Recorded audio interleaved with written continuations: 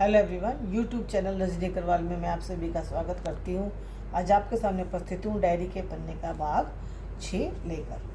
अब एन जो है आगे बताती है कि मेरे दिमाग में अनेक प्रकार की कहानियाँ चल रही थी, जिनमें से एक कहानी भूमिगत व्यक्तियों और पुलिस वालों के बीच मैच की है। हिल वर्सम में राशन कार्ड जारी किए गए।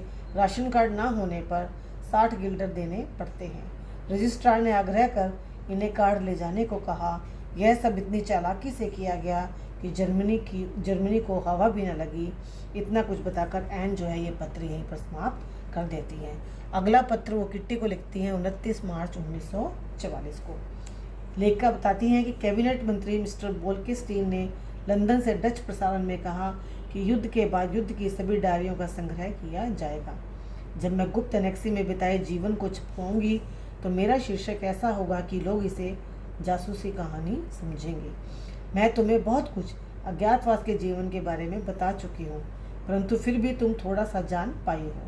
हवाई हमले के दौरान औरतें कैसे डरती हैं, इमारत कैसे कांपती है, तुम्हें नहीं पता। आगे एन कहती है कि पिछले रविवार जब 350 ब्रिटिश वायुयानों ने इजमुई डेन पर 550 टन गोला बारूद बरसाया तो हम सबके घर पत्तों से हिल रहे थे और महामारियां फैलने लग रही हैं। उन्हीं में से ये है। आगे किट्टी को लिखते हुए कहती हैं कि तुम्हें यहाँ परिस्थितियाँ समझाने में पूरा वक्त लगेगा। कहती हैं सामान के लिए लंबी लाइनों में खड़े रहना पड़ता है। डॉक्टर मरीजों को देखने के लिए पीठ मोड़ते हैं तो उनकी गाड़ियाँ उठ जाती हैं। चोरियों की वजह से लोगों ने अंगूठी पहनने का रिवाज तक छोड़ दिया है। एक क्षण के लिए लोग अपना घर नहीं छोड़ सकते। आए दिन अखबारों में चोरी का सामान लौटाने के लिए इनाम वाले विज्ञापन आते हैं। गली गली नुक्कड़ों पर लगी बिजली की घड़ियां तथा सार्वजनिक टेलीफोनों के पुर्जे तक उड़ा लिए गए हैं, अर्थात लोग तंग आकर चोरी तक करने लग गए हैं। लेखिका कहती हैं डचों का नैतिक पतन हो चुका है। नकली कॉफ़ी को छोड़ सप्ताह का राशन 2 दिन भी नहीं चल पाता। पुरुष जर्मनी में है और बच्चे भूख से बेहाल घिसे पिटे कपड़ों में रहते हैं। जूते का नया तल 7.50 गिल्डर का मिलता है।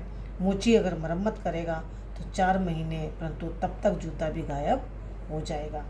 वो आगे कहती हैं कि खाना जितना बेकार होता जा रहा था, बिक्री उतनी गंभीर। खाद्य कार्यालयों, पुलिस अधिकारी नागरिकों की मदद कर रहे थे। सौभाग्य से बहुत कम डच लोग गलत पक्ष में थे और लेखिका ये पत्र यहीं जो है ख़त्म कर देती हैं। और अगला पत्र वो लिखती हैं 11 अप्रैल 1944 को। वो कहती हैं कि मेरा सिर घूम रहा है कि कहाँ से लिखना शुरू करूँ। शुक्रवार और शनिवार खेलने में चला गया। शनिवार 2 बजे गोलाबारी शुरू हो गई। रविवार को बुलाने पर पीटर आया। 5:15 बजे ऊपर अटारी पर गए और 7:15 बजे तक मैंने मेरा मन भावन मौजाई संगीत सुना। पीटर ने स्नान नहीं किया क्योंकि टब में गंदे कपड़े भरे पड़े थे।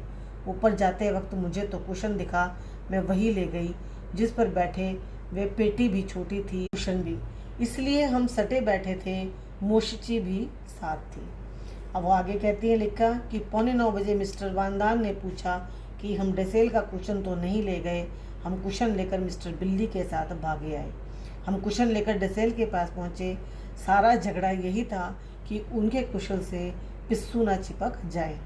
बदला लेने के लिए हमने उसमें 2 ब्रश गाड़े, पर उसके चले जाने पर हमें वो निकालने पड़े और इस छोटे से प्रश्न पर सब खूब हंसे। परंतु हंसी जल्दी समाप्त हो गई क्योंकि पीटर ने हौले से पापा को ऊपर बुलाया था। उसने अंग्रेजी समझ ना पाने का बहाना किया था, पर मुझे इस बात में राज नज़र आ रहा था। तो बच्चों, इसी के साथ हमारा भाग 6 जो है यहीं पर जो है समाप्त